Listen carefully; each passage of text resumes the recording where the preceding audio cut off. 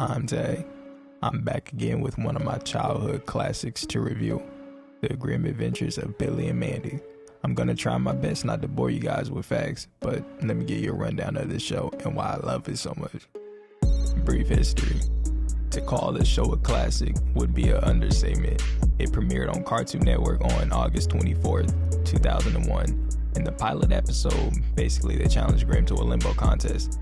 He loses, and they end up having Grim as their friend for eternity. Billy. He is a 9-year-old little boy who is beyond stupid. In fact, he is so dumb, it's actually a talent if I do say so myself. His other attributes include him being funny, carefree, charismatic, amongst a few other positive traits. Ever heard the old saying, ignorance is bliss? Well, that's Billy personified. Mandy. Take everything I say about Billy and give it the opposite, and boom, then you have Mandy. This girl would give Iceman in the middle of a snowstorm without a jacket frostbite. She's as cold can get. She ain't one for the talking either. She lets you know what's up and doesn't hold back. She's so blunt, she should come with a half ounce. Grim. We have Grim, or the Grim Reaper, or even Gregory. I know, uncalled for.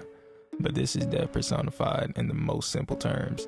As stated before, he lost a bet. Now he's Billy and Mandy's friend for life, or rather eternity. Not sure what the contract details are, but you know. Irwin. Now technically, Irwin isn't a main character, but he is too damn funny not to include in this introduction. Aside from his grandfather being Dracula and his mommy being a mummy, this dude and his family are fucking hilarious. Things that I like. Okay, things I like, I usually do 3, but this time I have no idea how many things I like about this show. There's really no plot, or there's no main one, but their adventures and countless specials make up for that. One thing I have to point out is the attention to detail. Obviously, Grim has been the Reaper for God knows when, but we always get storylines about what his life was like in the past, and I think that's awesome. Something that I dislike. Okay, this was a hard one, I can't lie, but one thing that I disliked was the cancellation. It was bittersweet, but I think they canceled it because it didn't fit the older demographic, teenagers. Side note, do you guys remember when Cartoon Network tried the live action shit like Destroy, Build, Destroy?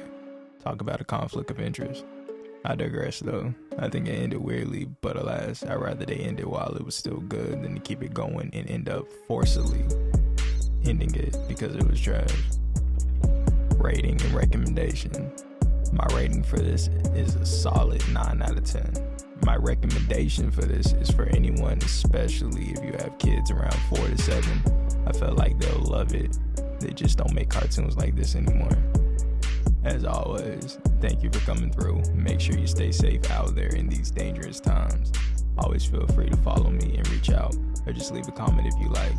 I'm always up to hear from you guys, even if it's just a simple hey.